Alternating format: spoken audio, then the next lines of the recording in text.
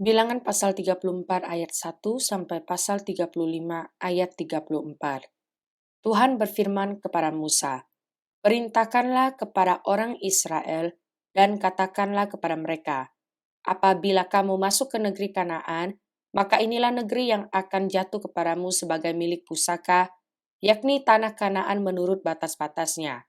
Adapun sisi selatanmu ialah dari padang gurun Zin menyusur Edom, maka batas selatanmu mulai dari ujung laut Asin di sebelah timur. Lalu batasmu membelok di selatan pendakian Akrabim, terus ke Zin dan berakhir di sebelah selatan Kadesh Barnea. Sesudah itu ia mencapai Hazar Adar dan terus ke Asmon. Kemudian batas itu membelok dari Asmon ke sungai Mesir dan berakhir ke laut. Batas baratmu ialah laut besar dan pantainya, itulah batas baratmu. Inilah batas utaramu. Mulai dari laut besar haruslah kamu buat tanda batas ke Gunung Hor. Dari Gunung Hor harus kamu buat tanda batas ke jalan yang menuju ke Hamar. Lalu batas itu mencapai Zedad. Kemudian batas itu mencapai Zifron dan berakhir di Hazar Enan. Itulah batas utaramu. Sebagai batasmu di sebelah timur, haruslah kamu membuat tanda batas dari Hazar Enan ke Sefam. Dari Sefam batas itu turun ke Riblah di sebelah timur Ain.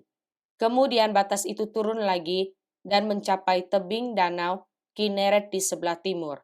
Lalu batas itu turun ke sungai Yordan dan berakhir di Laut Asin. Itulah negerimu menurut batas-batasnya sekeliling. Musa memerintahkan kepada orang Israel, "Itulah negeri yang akan kamu bagi sebagai milik pusaka dengan membuang undi yang diperintahkan Tuhan untuk diberikan kepada suku yang 9,5 itu. Sebab suku Bani Ruben menurut puak-puak mereka dan suku Bani Gad menurut puak-puak mereka telah menerima milik pusakanya. Juga suku Manasye yang setengah itu telah menerimanya. 2,5 suku itu telah menerima milik pusaka mereka di seberang sungai Yordan di dekat Yeriko, ke sebelah timur." Tuhan berfirman kepada Musa, "Inilah nama orang-orang yang harus membagikan tanah itu kepadamu sebagai milik pusaka. Imam Eliasar dan Yosua bin Nun. Lagi haruslah kamu mengambil seorang pemimpin dari setiap suku untuk membagikan tanah itu sebagai milik pusaka. Inilah nama orang-orang itu. Dari suku Yehuda, Kaleb bin Yefune. Dari suku Bani Simeon, Samuel bin Amihud. Dari suku Benyamin, Elidad bin Kislon. Dari suku Bani Dan, seorang pemimpin, Buki bin Yogli. Dari anak-anak Yusuf, yakni dari suku Bani Manasye, seorang pemimpin, Haniel bin Efod. Dan dari suku Bani Efraim, seorang pemimpin, Kemuel bin Siftan. Dari suku Bani Sebulon, seorang pemimpin, Elisafan bin Parnah. Dari suku Bani Isakar, seorang pemimpin, Paltiel bin Azan. Dari suku Bani Asher, seorang pemimpin, Ahihud bin Selomi. Dari suku Bani Naftali, seorang pemimpin, Pedael bin Amihud. Itulah orang-orang yang diperintahkan Tuhan untuk membagikan milik pusaka kepada orang Israel di tanah Kanaan. Tuhan berfirman kepada Musa di dataran Moab di tepi sungai Yordan di dekat Yeriko, "Perintahkanlah kepada orang Israel supaya dari milik pusaka kepunyaannya diberikan mereka kota-kota kepada orang Lewi untuk didiami. Juga haruslah kamu memberikan kepada orang Lewi tanah-tanah pengembalaan yang di sekeliling kota-kota itu. Kota-kota itu akan menjadi kepunyaan mereka untuk didiami dan tanah-tanah pengembalaannya untuk hewan yang mereka miliki dan untuk segala ternak mereka yang lain.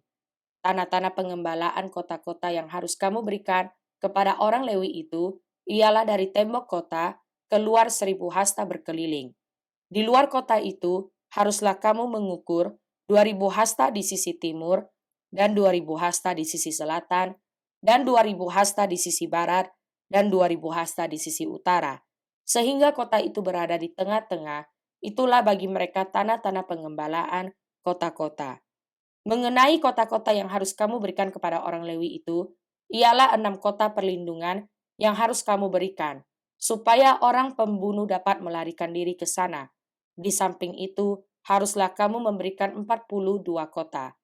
Segala kota yang harus kamu berikan kepada orang Lewi itu berjumlah 48 kota, semuanya dengan tanah-tanah pengembalaannya.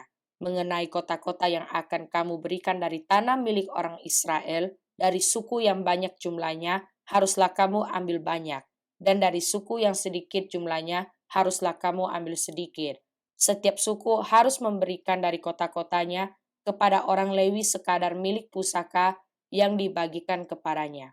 Tuhan berfirman kepada Musa, "Berbicaralah kepada orang Israel dan katakanlah kepada mereka, apabila kamu menyeberangi sungai Yordan ke tanah Kanaan, maka haruslah kamu memilih beberapa kota yang menjadi kota-kota perlindungan bagimu, supaya orang pembunuh yang telah membunuh seseorang dengan tidak sengaja dapat melarikan diri ke sana. Kota-kota itu akan menjadi tempat perlindungan bagimu terhadap penuntut balas, supaya pembunuh jangan mati sebelum ia dihadapkan kepada rapat umat untuk diadili. Dan kota-kota yang kamu tentukan itu haruslah 6 buah kota perlindungan bagimu. 3 kota harus kamu tentukan di seberang sungai Yordan, sini, dan 3 kota harus kamu tentukan di tanah Kanaan. Semuanya kota-kota perlindungan. Keenam kota itu haruslah menjadi tempat perlindungan bagi orang Israel dan bagi orang asing dan pendatang di tengah-tengahmu, supaya setiap orang yang telah membunuh seseorang dengan tidak sengaja dapat melarikan diri ke sana. Tetapi jika ia membunuh orang itu dengan benda besi sehingga orang itu mati, maka ia seorang pembunuh, pastilah pembunuh itu dibunuh. Dan jika ia membunuh orang itu dengan batu di tangan yang mungkin menyebabkan matinya seseorang, sehingga orang itu mati, maka ia seorang pembunuh, pastilah pembunuh itu dibunuh. Atau jika ia membunuh orang itu dengan benda kayu di tangan yang mungkin menyebabkan matinya seseorang, sehingga orang itu mati, maka ia seorang pembunuh. Pastilah pembunuh itu dibunuh. Penuntut darahlah yang harus membunuh pembunuh itu. Pada waktu bertemu dengan dia, ia harus membunuh dia. Juga jika ia menumbuk orang itu karena benci atau melempar dia dengan sengaja, sehingga orang itu mati. Atau jika ia memukul dia dengan tangannya karena perasaan permusuhan, sehingga orang itu mati, maka pastilah si pemukul itu dibunuh. Ia seorang pembunuh. Penuntut darah harus membunuh pembunuh itu pada waktu bertemu dengan dia. Tetapi jika ia sekonyong-konyong menumbuk orang itu dengan tidak ada perasaan permusuhan, atau dengan tidak sengaja melemparkan sesuatu benda kepadanya, atau dengan kurang ingat menjatuhkan kepada orang itu sesuatu batu yang mungkin menyebabkan matinya seseorang, sehingga orang itu mati, sedangkan dia tidak merasa bermusuh dengan orang itu, dan juga tidak mengikhtiarkan celakanya, maka haruslah rapat umat mengadili antara orang yang membunuh itu dan penuntut darah menurut hukum-hukum ini. Dan haruslah rapat umat membebaskan pembunuh dari tangan penuntut darah, dan haruslah rapat umat mengembalikan dia ke kota perlindungan, ke tempat ia telah melarikan diri. Disitulah ia harus tinggal sampai matinya imam besar yang telah diurapi dengan minyak yang kudus. Tetapi jika terjadi bahwa pembunuh itu keluar dari batas kota perlindungan, tempat ia melarikan diri, dan penuntut darah mendapat dia di luar batas kota perlindungannya, dan penuntut darah membunuh pembunuh itu, maka tidaklah ia berhutang darah, sebab pembunuh itu wajib tinggal di kota perlindungan sampai matinya imam besar, tetapi sesudah matinya imam besar, bolehlah pembunuh itu kembali ke tanah kepunyaannya sendiri. Itulah semuanya yang harus menjadi ketetapan hukum bagimu, turun-temurun di segala tempat kediamanmu. Setiap orang yang telah membunuh seseorang haruslah dibunuh sebagai pembunuh menurut keterangan saksi-saksi. Tetapi kalau hanya satu orang saksi saja tidak cukup untuk memberi keterangan terhadap seseorang dalam perkara hukuman mati. Janganlah kamu menerima uang tebusan karena nyawa seorang pembunuh yang kesalahannya setimpal dengan hukuman mati, tetapi pastilah ia dibunuh. Juga janganlah kamu menerima uang tebusan karena seseorang yang telah melarikan diri ke kota perlindungannya, supaya ia boleh kembali untuk diam di tanahnya sebelum matinya imam besar. Jadi janganlah kamu mencemarkan negeri tempat tinggalmu, sebab darah itulah yang mencemarkan negeri itu. Maka bagi negeri itu tidak dapat diadakan pendamaian oleh karena darah yang tertumpah di sana, kecuali dengan darah orang yang telah menumpahkannya. Maka janganlah najiskan negeri tempat kedudukanmu yang di tengah-tengahnya aku diam, sebab aku, Tuhan, diam di tengah-tengah orang Israel. Mazmur pasal 38 ayat 16 sampai ayat 23. Sebab kepadamu ya Tuhan aku berharap, Engkaulah yang akan menjawab ya Tuhan Allahku.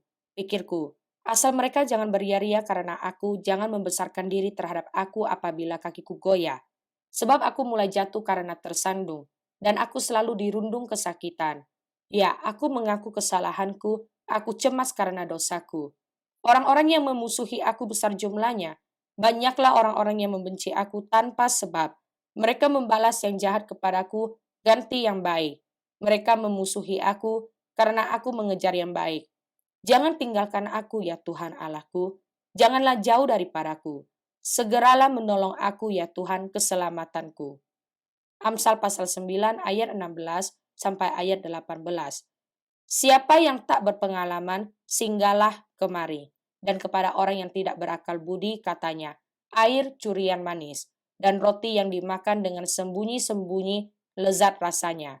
Tetapi orang itu tidak tahu bahwa di sana ada arwah-arwah dan bahwa orang-orang yang diundangnya ada di dalam dunia orang mati. Lukas pasal 4 ayat 1 sampai ayat 21. Yesus yang penuh dengan Roh Kudus kembali dari Sungai Yordan, lalu dibawa oleh Roh Kudus ke padang gurun. Di situ ia tinggal 40 hari lamanya dan dicobai iblis. Selama di situ ia tidak makan apa-apa, dan sesudah waktu itu ia lapar. Lalu berkatalah iblis kepadanya, "Jika engkau anak Allah, suruhlah batu ini menjadi roti." Jawab Yesus kepadanya, "Ada tertulis, manusia hidup bukan dari roti saja." Kemudian ia membawa Yesus ke suatu tempat yang tinggi dan dalam sekejap mata ia memperlihatkan kepadanya semua kerajaan dunia. Kata iblis kepadanya, "Segala kuasa itu serta kemuliaannya akan kuberikan kepadamu, sebab semuanya itu telah diserahkan kepadaku dan aku memberikannya kepada siapa saja yang kukehendaki. Jadi jikalau engkau menyembah aku, seluruhnya itu akan menjadi milikmu." Tetapi Yesus berkata kepadanya, "Ada tertulis, engkau harus menyembah Tuhan Allahmu dan hanya kepada Dia sajalah engkau berbakti." Kemudian ia membawa Yesus ke Yerusalem dan menempatkan dia di hubungan bait Allah. Lalu berkata kepadanya, "Jika engkau anak Allah, jatuhkanlah dirimu dari sini ke bawah. Sebab ada tertulis mengenai engkau, ia akan memerintahkan malaikat-malaikatnya untuk melindungi engkau. Dan mereka akan menatang engkau di atas tangannya supaya kakimu jangan terantuk kepada batu." Yesus menjawabnya, katanya, "Ada firman, jangan engkau mencobai Tuhan Allahmu." Sesudah iblis mengakhiri semua pencobaan itu, ia mundur daripadanya dan menunggu waktu yang baik. Dalam kuasa Roh kembalilah Yesus ke Galilea, dan tersiarlah kabar tentang dia di seluruh daerah itu. Sementara itu ia mengajar di rumah-rumah ibadat di situ dan semua orang memuji dia. Ia datang ke Nazaret tempat ia dibesarkan, dan menurut kebiasaannya pada hari Sabat, ia masuk ke rumah ibadat, lalu berdiri hendak membaca dari Alkitab.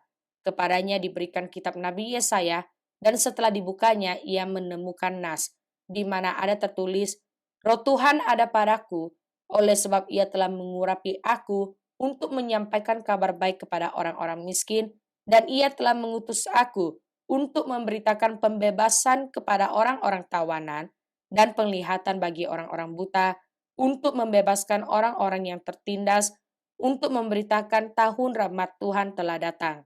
Kemudian ia menutup kitab itu, memberikannya kembali kepada pejabat, lalu duduk. Dan mata semua orang dalam rumah ibadat itu tertuju kepadanya. Lalu ia memulai mengajar mereka, katanya, "Pada hari ini genaplah nas ini sewaktu kamu mendengarnya."